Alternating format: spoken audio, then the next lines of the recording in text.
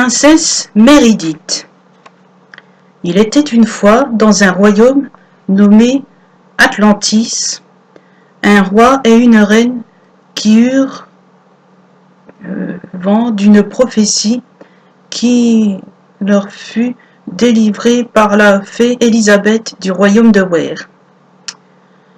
La fée Élisabeth dit au roi et à la reine qu'un jour viendrait au monde une princesse et que cette princesse, une fois adulte, rencontrerait l'amour en la personne d'un bandit de grand chemin et que cet amour détruirait le maléfique roi Acastus Colia.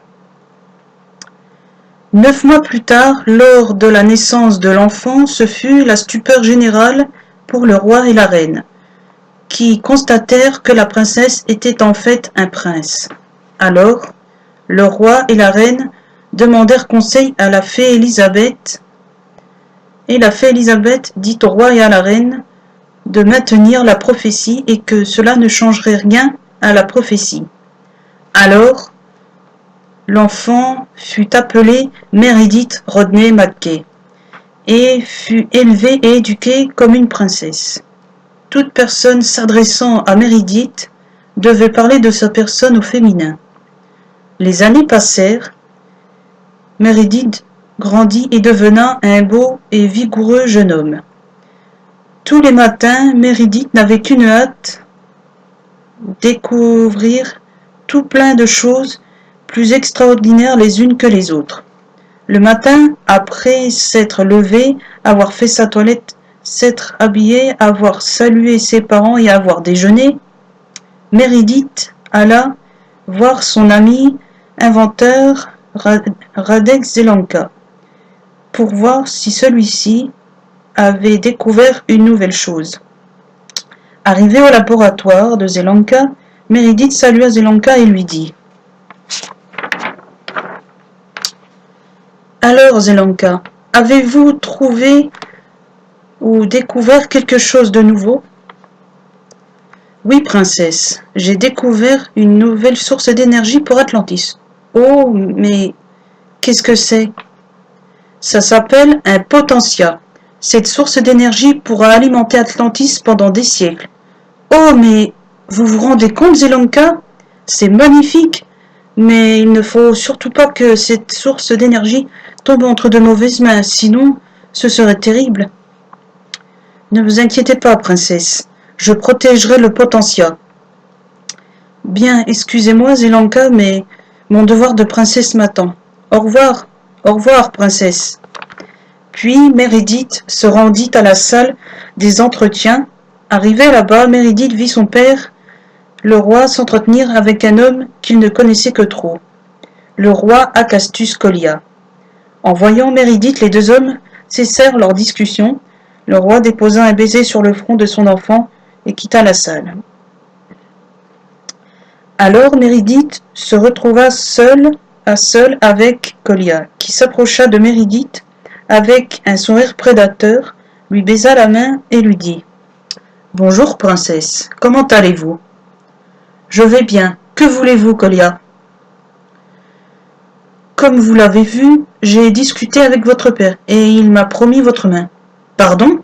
Plaît-il ? » ?»« Votre père m'a promis votre personne en mariage pour créer une alliance entre nos deux royaumes.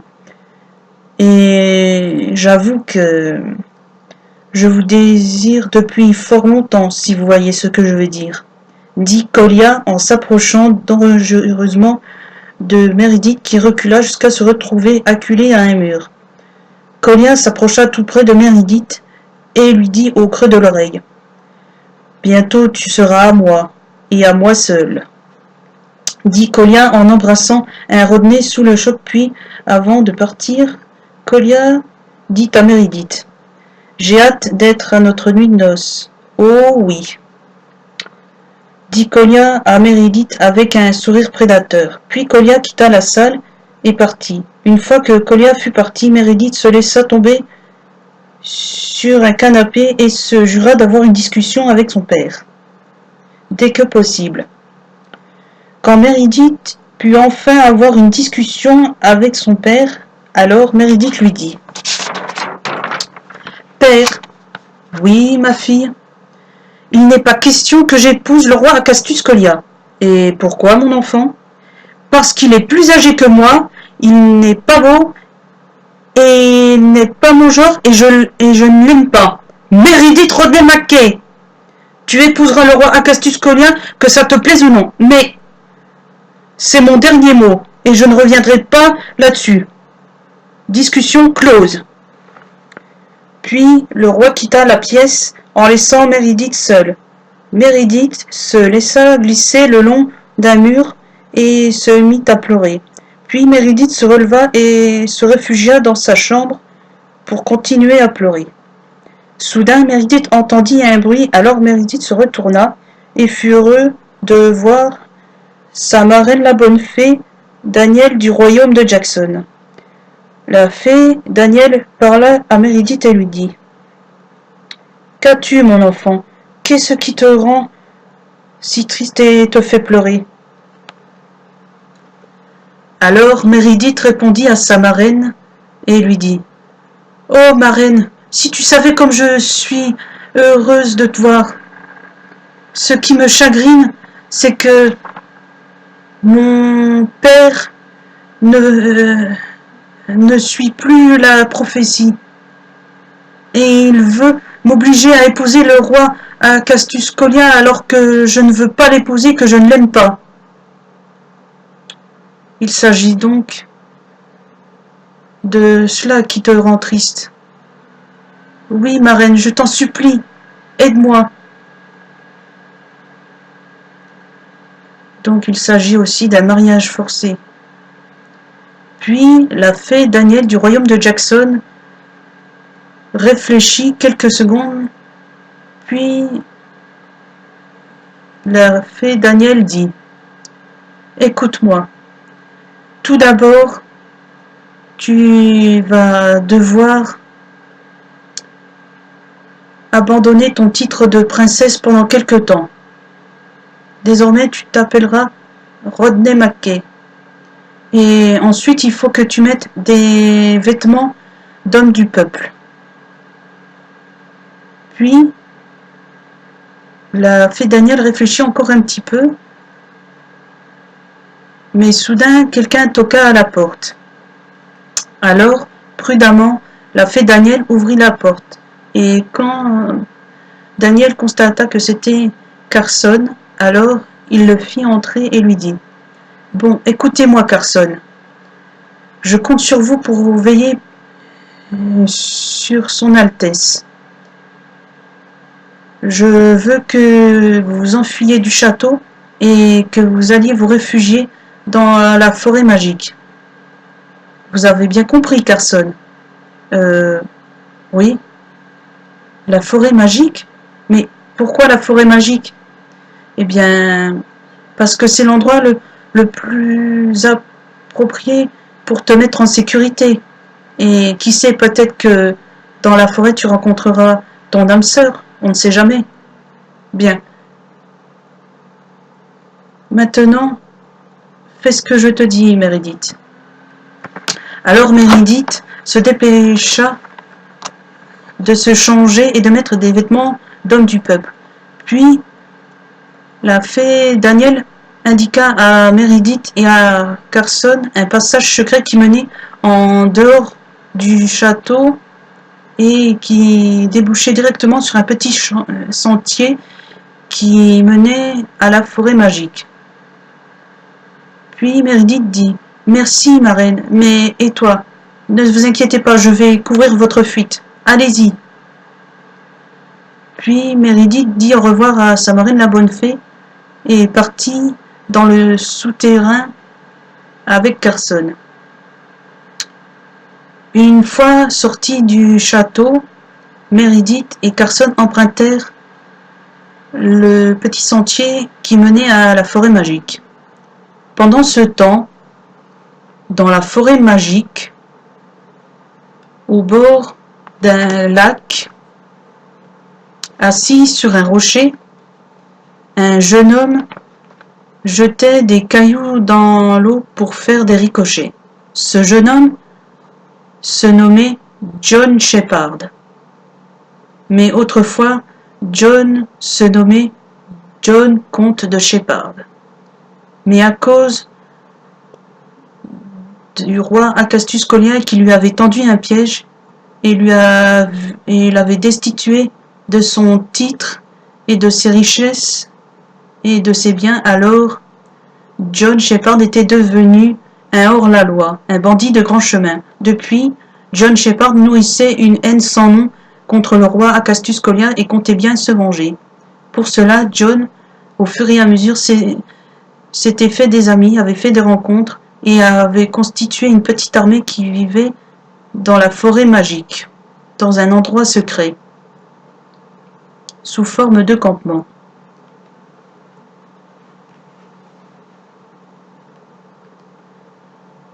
Au bout de quelques heures, Meredith et Carson arrivèrent à l'entrée du campement secret de John Sheppard. Alors, un des gardes de l'entrée qui les avait aperçus prévena John. « Chef, il y a 2 personnes à l'entrée du camp, qu'est-ce qu'on fait ?» Alors John monta en haut de la tour de garde, regarda les 2 individus qui se présentaient à l'entrée, puis dit aux gardes qui étaient à la porte. Bon, laissez-les entrer, on va bien voir. Alors les portes du camp s'ouvrirent, puis Meredith et Carson entrèrent, les portes se refermèrent derrière eux. Puis John se présenta à eux et leur dit « Bonjour, je me nomme John Sheppard, et vous ?» Meredith répondit et dit à John « Bonjour, je me nomme Rodney McKay, et voici mon petit frère Carson Beckett. Et que me vaut l'honneur de votre visite? En fait, disons que nous ne sommes pas là en visite. Nous sommes venus ici de la part de la fée Daniel du royaume de Jackson. La fée Daniel du royaume de Jackson? Oui, pourquoi? Oh, eh bien, disons que je la connais, nous sommes amis. Donc si vous êtes aussi des amis de la fée Daniel, alors pas de problème. Mais dites-moi, pourquoi avez-vous été envoyé par la fée Daniel? Eh bien, disons que moi et Carson, nous avons fui une personne que nous détestons. Qui? Le roi Acastus Collia. À peine Meredith avait fini de parler que John se mit à rire d'un rire dément. Alors, ne comprenant pas la réaction de John, Meredith lui dit « Mais pourquoi riez-vous de cette façon alors que je viens de dire Acastus Collia? Eh bien, disons que vous n'êtes pas la seule personne à connaître le roi Acastus Collia. Moi aussi, je le connais. C'est-à-dire, eh bien, disons que autrefois, j'ai été à son service, mais un jour, il m'a tendu un piège en m'obligeant à accomplir une mission que je ne voulais pas faire. Alors, il s'est vengé en me piégeant et il m'a dépossédé de mes titres, de mes biens, de mes richesses. Et du jour au lendemain, je suis devenu un hors-la-loi, un bandit de grand chemin. Donc autrefois, j'étais John, comte de Sheppard, et maintenant je ne suis plus que John Sheppard tout court. Oh. Maintenant, vous comprenez pourquoi j'ai réagi de cette façon. Oui, effectivement. Venez, je vais vous faire visiter le camp, je vous présenterai à quelques personnes et je vous montrerai où vous pourrez dormir. Oui, d'accord. Alors John fit visiter à Meredith et à Carson tout le camp dans son intégrale, lui présenta quelques personnes dont Ronan Dex et Teyla et Magan. Puis John amena Meredith et Carson à sa hutte et leur dit « Bon, eh bien, voilà, vous dormirez ici. C'est pas le grand luxe, mais c'est correct pour dormir. Mais vous? Oh, vous inquiétez pas, ma hutte peut contenir 5 personnes. Oh, d'accord. Je ne voudrais pas jouer les curieux, mais on dirait que vous ne m'avez pas tout dit à propos de vous, d'Acastus Colia. Bon, d'accord, je veux bien vous dire toute la vérité, mais promettez-moi que cela ne sortira pas d'ici. Bon, d'accord, je vous le promets. En fait, je ne suis pas qu'un simple homme du peuple. Mon identité complète est Meredith Rodney Mackay. Et ne me demandez pas pourquoi on m'a donné un nom de fille, moi-même je ne le sais pas. En fait, je suis née prince, mais j'ai été élevée et éduquée comme une princesse depuis ma naissance. Et ne me demandez pas pourquoi non plus pour ça, parce que moi non plus je ne sais pas. Et je vous interdis de vous moquer de moi. Oh, mais vous inquiétez pas, je ne me moque pas. Et en fait, Carson n'est pas mon frère, mais mon médecin. Oh, mais il se nomme bien Carson Beckett, oui. Ok. Oh, eh bien, ça tombe bien, vu que Carson est médecin. Est-ce qu'il pourrait faire passer un petit bilan médical tous ceux du camp? Comme ça, je pourrais voir si mes hommes sont en état de combattre, s'ils sont en bonne santé. Oui, bien, vous n'avez qu'à lui demander. Alors John s'adressa à Carson et lui dit Carson, oui, monsieur Shepard, appelez-moi John, s'il vous plaît. Bien, John. Rodney m'a dit que, enfin, je veux dire, Meredith m'a dit que vous étiez médecin. Alors, je me demandais si vous pourriez éventuellement faire passer une visite médicale à toutes les personnes du camp pour voir s'ils sont en bonne santé, s'ils sont en état de combattre. Enfin, si vous voulez. Eh bien, oui, bien sûr, ça ne me dérange pas. Par contre, je voudrais savoir où je pourrais m'installer. Bien, ben, vous n'avez qu'à vous installer ici. Je vais en informer toutes les personnes du camp, puis voilà. Bon, bien, d'accord. Puis, John et Meredith sortirent de la hutte, laissant Carson s'installer pour préparer la visite médicale. Alors, une fois en dehors de la hutte, John dit « Bon, eh bien, je vais dire à Ronan et à Taylor pour la visite médicale, je vais leur dire de prévenir tous les autres. Et bien, ne bougez pas, je reviens. » Alors, Meredith attendit que John ait fait passer le message à Ronan et à Taylor. Une fois fait, alors John dit est-ce qu'il y a quelque chose que vous voudriez faire? Alors Meredith dit à John oui, je ne sais pas vous, mais moi j'ai chaud, alors est-ce que vous connaîtriez un endroit où je pourrais me rafraîchir? Oui, il y a un petit lac juste à côté là. Vous pouvez vous y baigner pour vous rafraîchir. Oh, bien, merci, je vais aller me rafraîchir donc. Oui. Excusez-moi, j'ai des choses à faire. Ok, d'accord. Alors John partit de son côté et Meredith alla jusqu'au petit lac. Une fois arrivé au petit lac, Meredith se déshabilla, plia ses vêtements et les mit à un endroit où il pouvait les voir. Puis Meredith entra dans l'eau et constata que l'eau était bonne et à la bonne température. Alors Meredith s'assit à un endroit où il avait pied, puis il profita pour se relaxer. Ah, ouf, ça fait du bien de se rafraîchir un peu. J'avais tellement chaud et ce voyage jusqu'à ici m'a tellement épuisé. Moi qui ne suis pas très sportif. Mais ce que Meredith ne savait pas, c'est que John avait fait semblant de s'occuper, car en fait John était caché dans un buisson non loin de là et espionnait Meredith.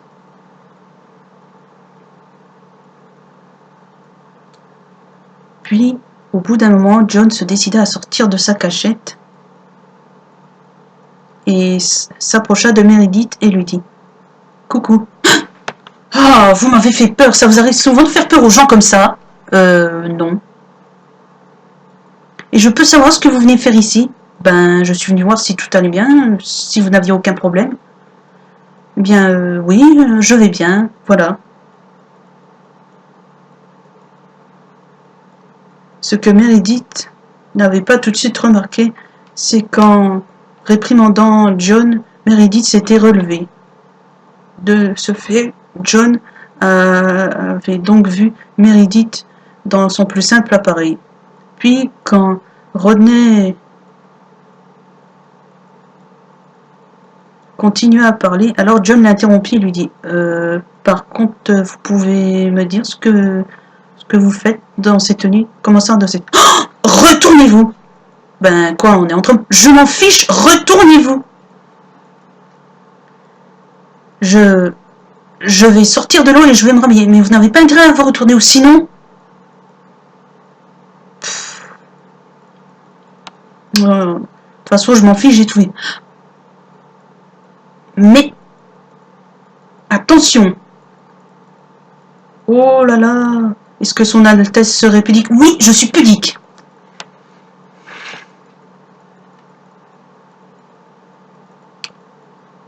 Bien, bien, d'accord. Je ne regarde pas. Vous voyez, j'ai fermé les yeux, je mets mes mains sur mes yeux. Voilà. De toute façon, comme je vous ai dit, on est entre hommes, hein, des hommes à poil, moi j'en ai déjà vu. Est-ce que vous pourriez employer un autre terme que celui-ci? C'est-à-dire, eh bien, au lieu de dire à poil, vous pourriez dire nu. Oh là là. Là maintenant qu'il est à cheval sur les bonnes manières. Oui, justement, je suis à cheval sur les bonnes manières.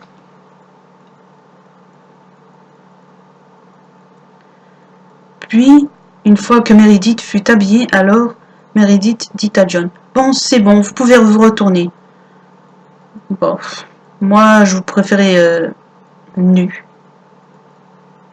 Oh là là, ça y est, je suis tombée sur un pervers. Je plaisantais. Oui, et ben moi, je ne trouve ça pas drôle. Bon, d'accord. Si vous voulez vous promener dans le camp, vous pouvez, hein. Voilà. Bon, ben... Je crois que je vais aller moi aussi passer la visite médicale. C'est cela, oui. Puis, avant de passer la visite médicale, John alla discuter un petit peu avec Ronan. Alors Ronan lui dit « Alors, comment ça se passe avec ta princesse ?» Bon, bof. Ben, on peut dire que ce n'est pas une princesse comme les autres. Ouais, ça c'est clair. Une princesse comme ça, on n'en trouve pas à tous les coins de rue. Ben, en fait, disons qu'elle a son petit caractère. Mais quoi? Ben, disons que... Oh, toi, tu es amoureux. Hein? Quoi? Moi? Non. C'est cela, oui. Oui, bon, d'accord, voilà, je l'avoue, je suis amoureux, non. Puis alors, de toute façon, on s'est disputé. Ah. Bravo, John, t'as gagné le cocotier. Oui, bon, ben, j'ai pas fait exprès, hein. Disons que... Enfin... Meredith était en train de se baigner, puis bon, ben, je lui ai fait coucou, tu sais, pour lui faire une petite blague comme ça. Mais bon, après, Meredith a mal réagi. Et après, vu que je l'ai vue nue, ben, Meredith en a fait tout un plat, et puis voilà. Donc maintenant, pour son Altesse, je suis un pervers. Alors, ouais, ben, on n'est pas sorti de l'auberge, hein. Si tu veux rentrer à nouveau dans ses bonnes grâces, il faudrait peut-être que tu rectifies le tir. Hein. Ben oui, mais comment? Eh bien, premièrement, tu vas lui présenter tes excuses, dès que possible. Et ensuite, vu que ce soir, on organise une petite fête pour donner du courage aux combattants pour demain, et ben, ce soir, tu l'invites à dîner. Même si on sera plusieurs à table, tu l'invites à dîner.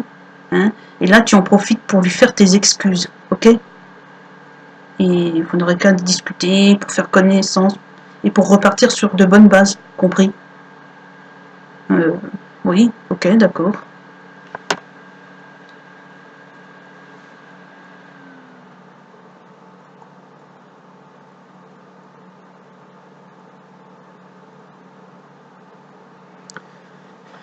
Puis, le soir venu, alors, John alla toquer à la porte de sa hutte. Alors, Meredith, qui avait revêtu ses plus beaux vêtements pour l'occasion, ouvrit la porte et quand John vit Meredith dans ses magnifiques vêtements, alors John dit « Waouh !» je veux dire « Waouh !» vous êtes magnifique. Merci. En fait, je suis venue pour vous présenter mes excuses et pour vous inviter à dîner. Je sais qu'on sera plusieurs à table, mais je voulais savoir si vous acceptiez de dîner à mes côtés. Oui. Justement, moi aussi, je voulais vous présenter mes excuses. Je n'aurais pas dû réagir ainsi et vous insulter. Ah, non, puis moi, j'aurais pas dû vous faire ce genre de blague idiote. J'aurais dû me comporter mieux. Bon, et bien. Comme ça, au moins, on va pouvoir repartir sur de bonnes bases. Oui. Alors, Meredith et John dînèrent ensemble en compagnie de toutes les autres personnes du camp ainsi qu'en compagnie de Ronan, Taylor et Carson. Puis, après le repas, alors que certains avaient été dormir, que d'autres vérifiaient leur matériel et que certains festoyaient encore, John et Rodney s'étaient assis dans un petit coin tranquille et discutaient. Alors, c'est vrai ce que vous m'avez dit à propos du fait que, malgré que vous êtes née presque depuis votre naissance, vous avez été élevée et éduquée comme une princesse. Hélas, oui. Tout est vrai. La seule tache noire sur le tableau, c'est le fait que mon père ne tient plus compte de la prophétie que la fée Elisabeth du royaume de Ware lui avait prédit. Et il veut m'obliger à épouser ce fichu roi Castus Collier que je n'aime pas. De toute façon, je ne le trouve pas beau. Oh. Mais je dois avouer que... De quoi? Eh bien, c'est pas facile à dire. Eh bien, prenez le temps. John, oui. Je ne sais pas pour vous, mais vous allez peut-être me dire que c'est subite, mais... John, oui. Je suis amoureux de vous et je vous aime. Et ce n'est pas une plaisanterie, c'est très sérieux. Voilà. Eh bien, je m'apprêtais à vous dire la même chose, mais... Ah bon? Oui. Moi aussi, j'avoue que je suis tombée amoureux de vous et que je vous aime. Et ce, malgré votre personnalité et votre caractère. Oh.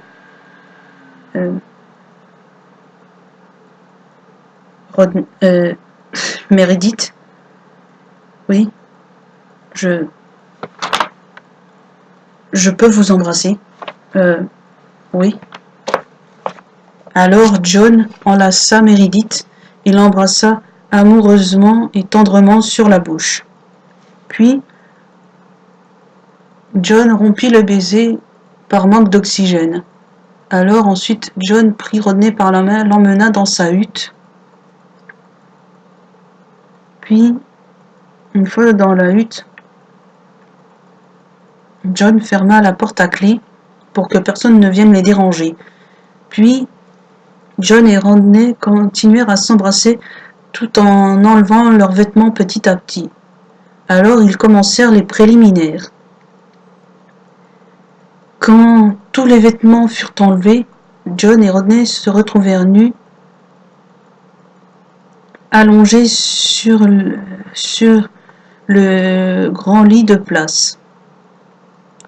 Alors ils continuèrent à s'enlacer, à s'embrasser, puis chacun déposait des petits baisers sur les parties du corps de l'autre qu'ils pouvaient atteindre, tout en se caressant.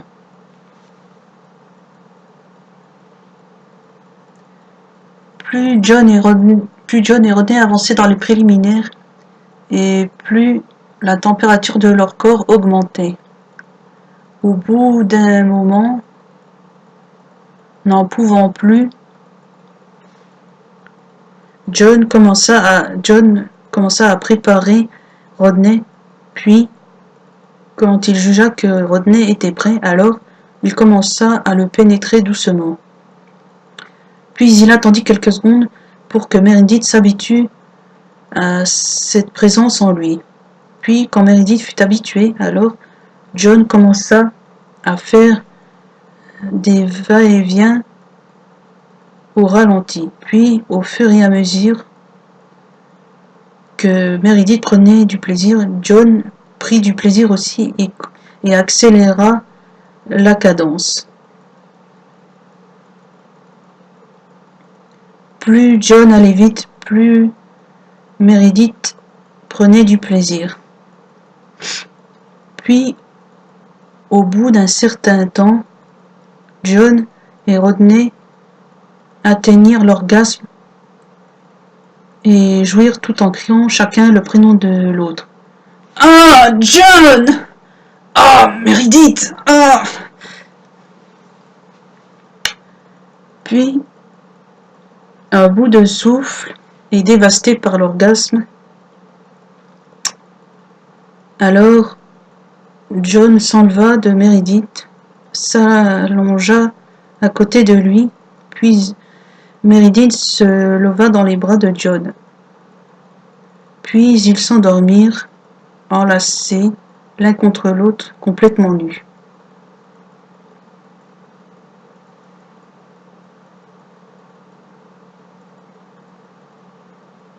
Au bout d'un moment, au milieu de la nuit, John se réveilla. Puis il décida de s'amuser un peu tout en chatouillant Meredith. Cela réveilla Meredith qui lui dit « Ah, John, s'il te plaît, arrête. Je suis fatiguée, j'ai envie de dormir. Toi aussi, tu dois dormir, sinon tu seras fatigué pour demain, pour votre bataille. » Bon, ben, ok, d'accord. Puis ils se rendormirent tous les deux. Le lendemain matin, John et Meredith se réveillèrent en même temps. Ils firent leur petit câlin matinal, s'embrassèrent, puis ils firent leur toilette et s'habillèrent. Ils déjeunèrent en compagnie des autres personnes du camp. Puis John dit « Bon, eh bien, voilà, je vais devoir partir à la bataille avec mes soldats, ainsi qu'avec Ronan et Tayla. Toi et Carson, vous restez ici. Vous serez plus en sécurité ici. Je vais vous laisser 2-3 de mes hommes qui veilleront sur vous, ne vous inquiétez pas. Et vous pouvez leur faire confiance. Ils vous protégeront. John, oui, surtout fais bien attention à toi. Et tu as intérêt à revenir vivant, parce que sinon, c'est moi qui vais venir te rechercher par la peau des fesses et qui te tuerai. Ok, d'accord, mais t'inquiète pas. Les John Shepard, ça a la peau dure. Puis John embrassa Meredith sur la bouche, salua Carson et partit du camp avec ses compagnons pour la bataille. Pendant que John et ses amis allaient affronter l'armée du roi Acastus Colia, celui-ci avait subtilement envoyé son adjoint et quelques hommes pour trouver le camp de John Shepard, ainsi que pour retrouver Meredith et Carson. Pendant que John se battait contre Kolya et son armée, alors les quelques hommes de Kolya envoyés en mission s'infiltrèrent dans le camp. Puis, d'un seul coup, la porte de la hutte où se trouvait Meredith et Carson s'ouvrit en fracas. Puis des hommes s'introduirent dans la hutte. Alors, quand Meredith les vit, Meredith dit « Mais qui êtes-vous? Que voulez-vous ?»« Allons, Altesse, vous ne me reconnaissez pas? Regardez-moi bien. » Alors Meredith regarda l'homme qui s'était adressé à lui. Puis quand il le reconnut, alors il dit « Mais vous êtes Wilfrid, l'adjoint du roi Castus Kolya? » « Eh oui, nous sommes venus jusqu'ici pour vous ramener au roi. »« Eh bien, dites au roi que je ne veux pas le voir, et je n'irai nulle part, je resterai ici. »« Ou bien, comme vous voudrez. » Puis, Wilfrid s'approcha de Meredith, le jeta sur son épaule.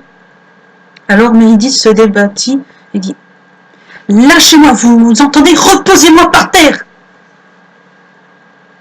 Puis Wilfrid demanda aux gardes qui l'avaient accompagné d'assommer Carson et de le ligoter. Mais qu'est-ce qu'on en fait après? On l'emmène avec nous? Non, laissez-le ici. Ce sera une sorte de signature de notre passage.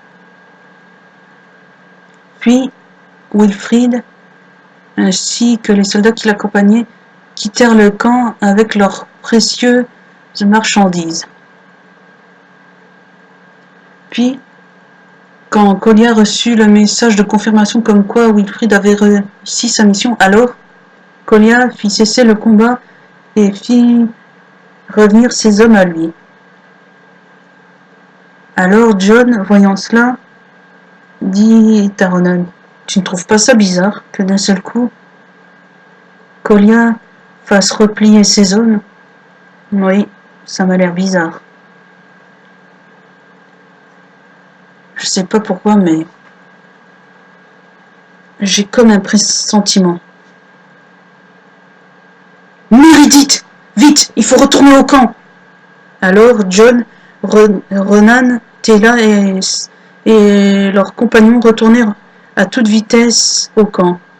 Mais ils découvrirent que le camp avait été attaqué pendant leur absence et que les quelques gardes qui étaient restés dedans avaient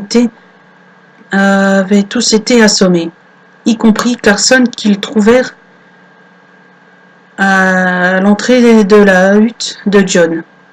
Alors, ils le réveillèrent, le détachèrent, et Carson leur dit « Oh, c'est vous?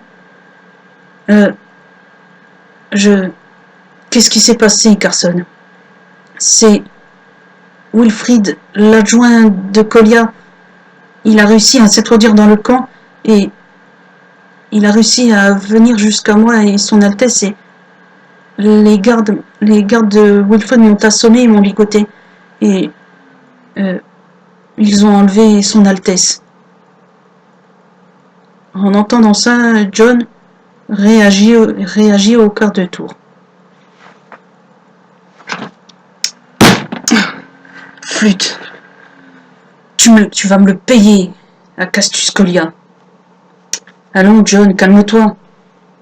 Oh, mais je suis calme, je suis très calme. Non, je ne suis pas calme. J'aurais dû être là pour protéger Meredith. Tu ne pouvais pas être à deux endroits à la fois. Bon, eh bien, qu'est-ce que l'on fait maintenant? Eh bien, rassembler les blessés. Carson, est-ce que vous êtes en état de soigner les blessés? Oui, bien sûr. Bon, bien, vous allez soigner les blessés. Et puis John s'arrêta de parler, tourna les talons et se mit à marcher jusqu'à l'entrée du camp. Alors, ne comprenant pas la réaction de leur chef,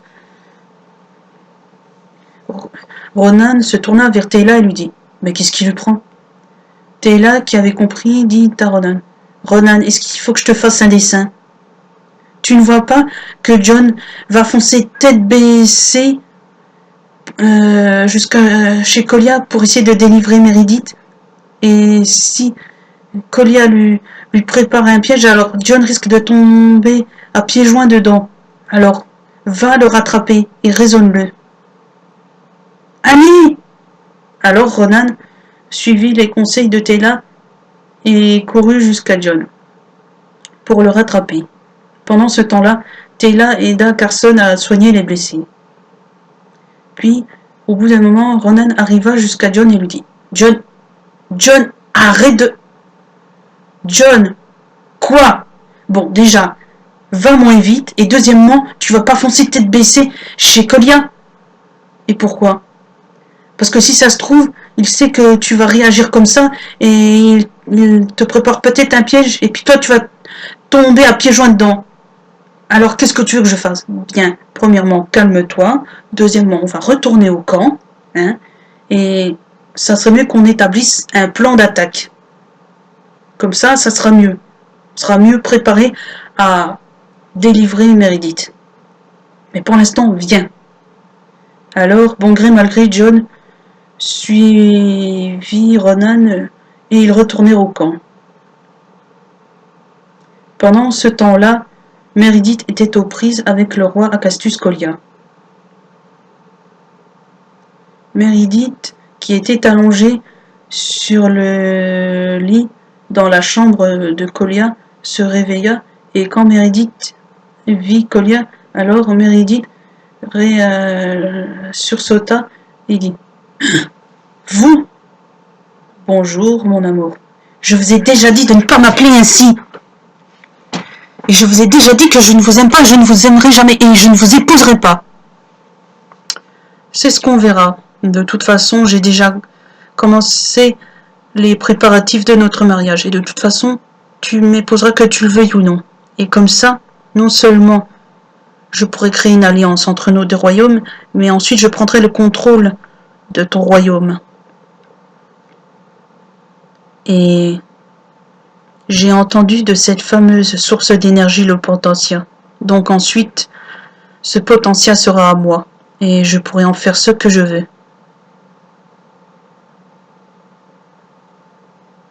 Puis, Kolya s'approcha de René pour l'embrasser sur la bouche, mais Meredith mit ses bras et ses mains devant lui comme un bouclier et dit « Je vous interdis de me toucher, ne me touchez pas !»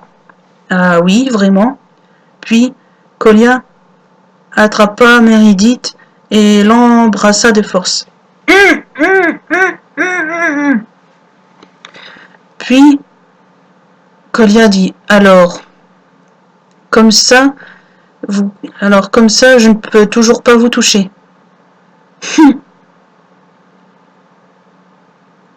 Bien, maintenant je vais aller voir où en sont les préparatifs. D'ici là, je te conseille de rester bien sage. J'enverrai des domestiques pour te préparer pour le mariage. Puis, Kolya quitta la chambre et prit soin de fermer la porte à clé.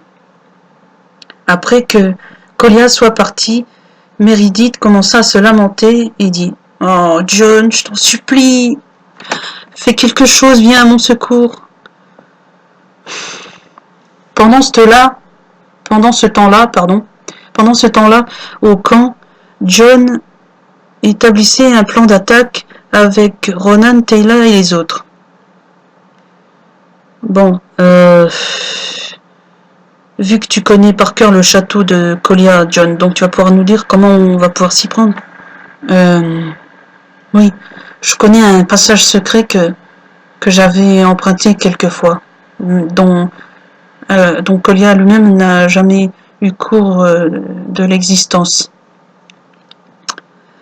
Bon, eh bien, on va emprunter ce passage-là, et on va entrer discrètement. Si on rencontre des gardes sur notre passage, on sera obligé de les combattre ou simplement de les assommer. Ensuite, on se divisera en 3 petits groupes. pour mettre en déroute les gardes de Kolia. Moi, pendant ce temps-là, avec mon petit groupe, j'essaierai d'atteindre l'endroit où est enfermé Meredith, mais à mon avis, Kolia a dû l'enfermer dans sa chambre. Donc il faudra que j'essaie de m'infiltrer jusqu'à là-bas pour délivrer Meredith. Oui, d'accord. Ou à moins que vous ayez une autre suggestion. Non, non. Bon. Eh bien, on va faire comme ça alors. Puis, une fois que le plan fut établi, alors John, Ronan et Teyla vérifièrent leur matériel, reprirent des forces, puis,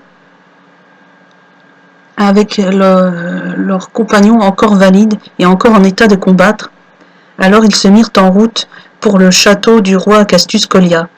Arrivés au château, comme prévu, John, Ronan et Teyla se divisèrent en 3 groupes. Puis les 3 groupes empruntèrent le même passage secret. Une fois à l'intérieur du château, ils se divisèrent en 3 groupes.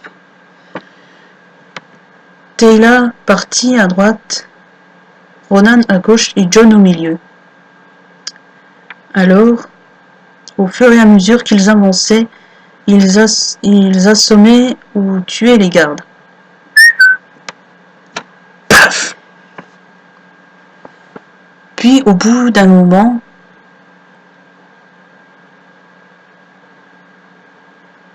John vit qu'il avait déjà beaucoup progressé, mais qu'il n'était pas encore arrivé à son but. Alors il continua encore un peu. Mais quand il arriva à la chambre et qu'il ouvrit la porte en fracas, alors il constata que Rodney n'était pas dans la chambre. Alors il se dit qu'il était peut-être dans une autre pièce. Alors John et son groupe continuèrent à fouiller le château. Pendant ce temps-là, Meredith était de nouveau aux prises avec Kolia. Dans sa tête, Meredith priait silencieusement pour que John arrive à temps avant que lui et Kolia ne soient mariés. Car la cérémonie avait déjà commencé, et ce, malgré les lamentations de Meredith.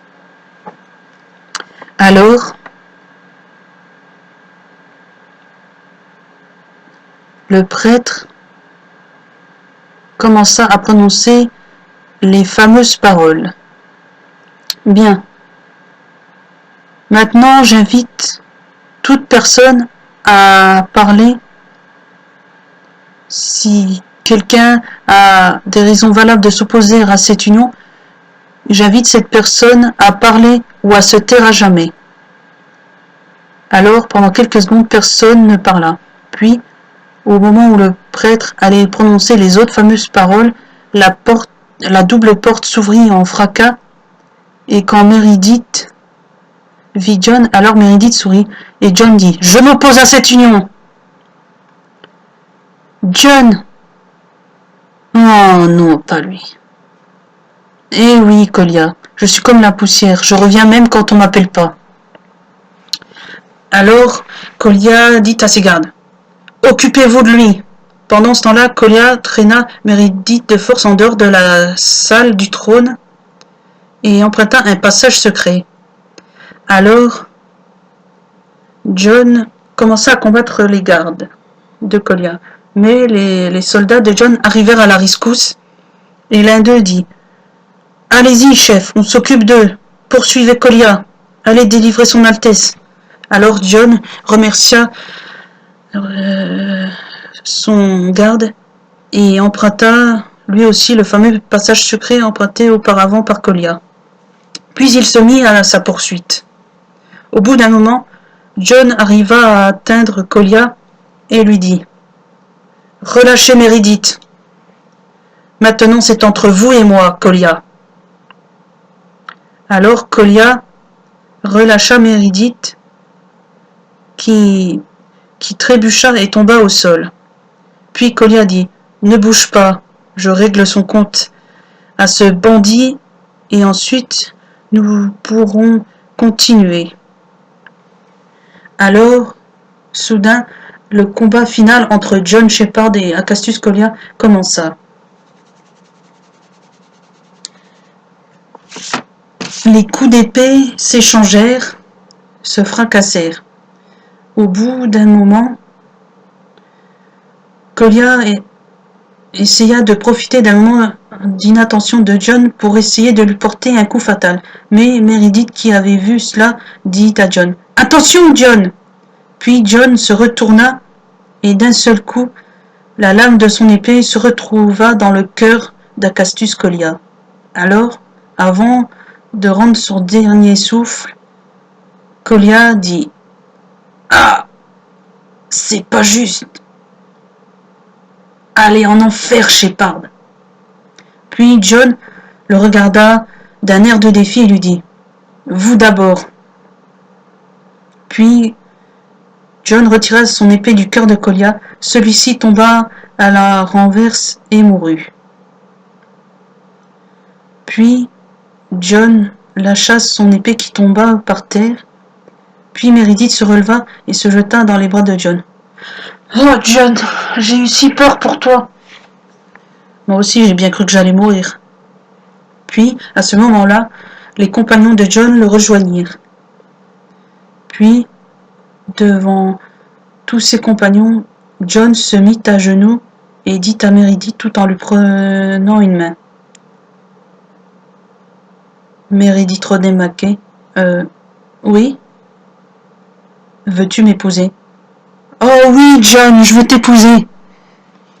Alors, cela réjouit John et ses compagnons. Puis, ils quittèrent le château d'Acastus Colia. Au bout d'un moment, quand tout fut revenu à la normale, alors le père de Meredith présenta ses excuses à son enfant, puis, grâce au père de Meredith, John retrouva ses titres de noblesse, ses biens et ses richesses, et était de nouveau John comte de Shepard. Puis, le père de Meredith maria Meredith et John. Puis, le père de Meredith dit à John, « John, comme vous l'avez vu, j'ai, comme qui dirait, fait mon temps. Alors je crois que maintenant je vais pouvoir prendre ma retraite et profiter de mes vieux jours. Donc,